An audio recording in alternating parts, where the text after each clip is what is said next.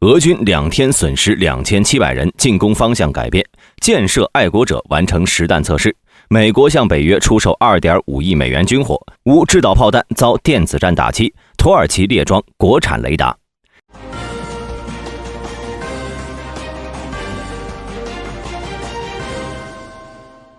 根据乌克兰国防部的消息，5月20号到21号，俄军伤亡人数增加了近3000人，这是自哈尔科夫攻势以来，俄军伤亡人数的又一次反弹。目前，俄军在哈尔科夫市方向的进攻已经被乌军堵在了利普吉，而沃夫昌斯克方向呢，俄军的推进也陷入了停滞。在进攻受挫以及每天要承受巨大伤亡的同时，俄军开始转移进攻方向了。5月20号，在哈尔科夫州北部作战的乌克兰旅副旅长报告说，包括车臣部队在内的俄罗斯军队正在向苏梅方向集结，但人数有限。这表明俄罗斯的目标呢是继续吸引乌克兰军队到边境地区，并分散其防御力。乌克兰军事情报人员透露，俄罗斯在库尔斯克州的集团军由9000到1万人组成。这个集团军呢，由最多3个兵力不足的摩托化步兵团组成。每个团都缺少了1到2个营。从兵力配置上来说呢，每个集团军都拥有8个摩托化步兵营、坦克营和步兵营，以及1个空降营。同时，集团军还另设至少2个突击分队，这些突击分队呢，由1个加强连或者残缺营的兵力组成。一位俄罗斯军事情报人员透露说，目前在库尔斯克州的是俄罗斯第3 VDV 团的第76 VDV 营。在苏梅方向蠢蠢欲动的同时呢，俄军还在恰西夫亚尔方向加大了攻击力度。乌克兰总参谋部报告说，1天之内，俄军用2辆坦克和21辆步兵战车向恰西夫亚尔东部方向进行了一次不成功的加强连级机械化攻击。1天之后呢，俄军在同一地区又进行了一次大加强排级规模的机械化攻击。与此同时，在恰西夫亚尔以东伊万尼夫斯克附近，俄军动用了至少7辆装甲车同步发动攻击。乌克兰总参谋部指出，俄军在恰西夫亚尔地区越来越广泛地使用装甲车进行进攻。乌总统泽连斯基也表示，乌军在1天之内呢，仅在恰西夫亚尔附近就击毁了20辆俄罗斯装甲车。从4月4号对恰西夫亚尔战役打响之后呢，进行连级机械化攻击以来，俄军在该地区依旧没有取得显著的战术进展，直到5月17号才在该地区进行了加强的机械化攻击。俄罗斯起初对恰西夫亚尔是信心满满的，当时有俄罗斯军事博主称，俄军能在胜利日之前攻占恰西夫亚尔。而之后负责恰西夫亚尔外围阵地的乌克兰67旅迅速溃败，加大了俄罗斯对于短时间内攻占该地的信心。然而在进入市区后，俄军便遭遇了巨大的阻力，使其放弃了短期内占领该市的想法。大兵认为，俄罗斯的脉冲型攻击已经开始了。所谓的脉冲型攻势啊，即在多个方向按照不同的时间段不间断地发起加强型的进攻。一般来说呢，这种方式很难起到效果，但对于兵力极度短缺的乌克兰来说，俄军的这种打法非常麻烦。因为乌军目前本就在拆东墙补西墙，而俄军的这种打法让乌军无法判断到底应该把有限的主力放在哪个方向上防守。总的来看呢，乌克兰的情况非常不妙，如果在短时间内没有大量的训练充足的兵力补充，接下来一段时间，俄军很有可能会取得新的进展。洛克希德马丁公司在5月20号的一份声明中表示，他们成功地使用模拟宙斯盾系统发射了爱国者3型增强型导弹，并且命中了目标。爱国者3 MSE 是使用洛克希德公司的模拟宙斯盾系统，从 MK70 集装箱式发射平台发射的，以拦截模拟巡航导弹的目标。这次测试目的呢，是为美国海军测试升级导弹的能力，从而使其避免通常漫长且成本高昂的新式导弹开发计划。洛马公司导弹业务部副总裁汤姆·科普曼在今年早些时候的一次采访中表示，美国海军在应对海上先进威胁方面存在能力和差距，而爱国者导弹是一种经过实战验证的武器，可以对抗先进导弹或者高超音速武器。同时他希望海军或国防部现在选择进一步的测试，从而使舰艇具备初步作战能力，但目前国防部还没有提供相对应的资金。今年年底，预计洛马公司将在爱国者3 MSE 集成工作上花费约1亿美元。爱国者3 MSE 已经在阿肯色州卡姆登拥有了一条生产线，目前正在以每年550枚的速度生产导弹。该导弹通常是从美国陆军的爱国者防空导弹系统发射的。洛马公司目前正在计划增加产量，以补充自2年多来援助给乌克兰的导弹库存。导弹防御局早期向洛克希德公司提供了少量资金，用于将爱国者3 MSE 整合到其宙斯盾岸基系统中。所谓的岸基系统即整套宙斯盾系统分为陆基和海基2部分，届时作为同一套宙斯盾系统进行协同作战。目前罗马尼亚也有一艘正在运行的岸基宙斯盾舰，波兰也正在建设自己的岸基宙斯盾舰。2023年夏天，洛克希德公司证明它可以将爱国者3 MSE 和宙斯盾 SPY-1 雷达集成到支持宙斯盾的舰艇上。宙斯盾巡洋舰和驱逐舰上有近100个 SPY-1 雷达。大兵认为爱国者3增强型是美军最先进的防空系统之一了，在俄乌战场表现出色。同时，为了应对俄乌战争，未来爱国者的产量势必会加大。如果未来宙斯盾舰能够装备爱国者，那么就能在保持低成本的同时增强防空能力。爱国者3 MSE 中的 MSE 意为导弹分段增强型，它在爱国者3的基础上采用了更强大的双脉冲发动机。根据拦截目标的位置情况，爱国者3 MSE 将控制发动机产生第2级推力的时间，从而最大限度地增加导弹的射程和速度。更大的气动舵让该导弹能够在更高的高度作战使用。除此之外，还有新的电池和电子设备。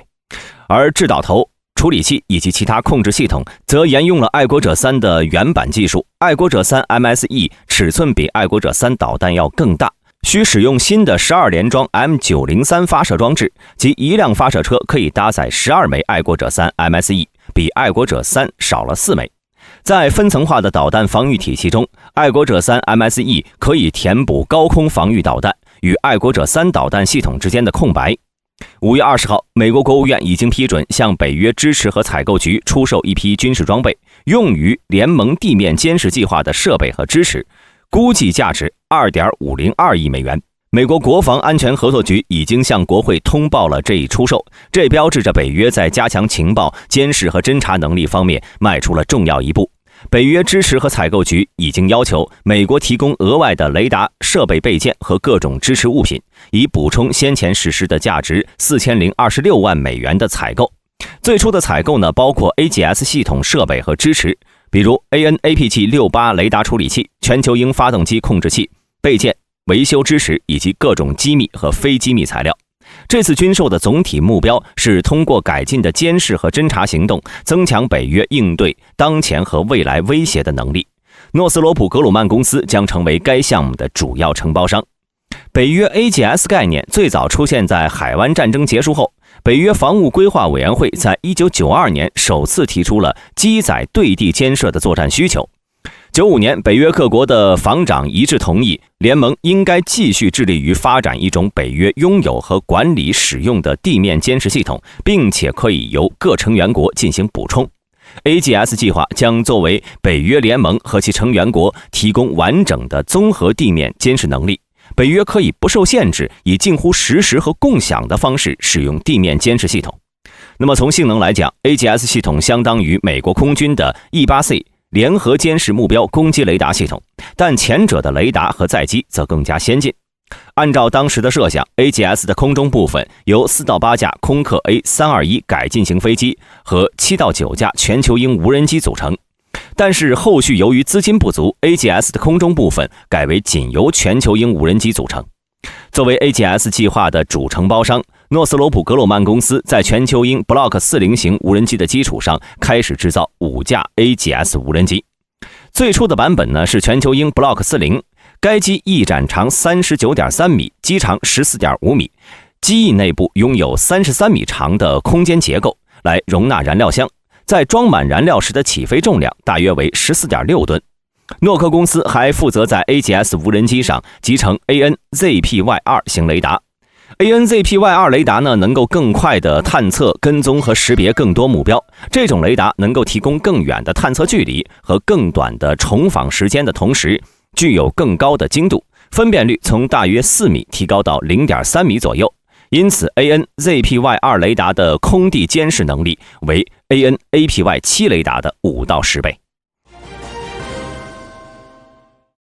去年收到了乌克兰的 GBU-62 JDAM-ER 制导炸弹，由于采用了特殊的专用挂架，其战斗机正在使用这种炸弹。该套件将弹出式机翼套件与 GPS 尾部引导套件相结合，提高了武器的攻击能力。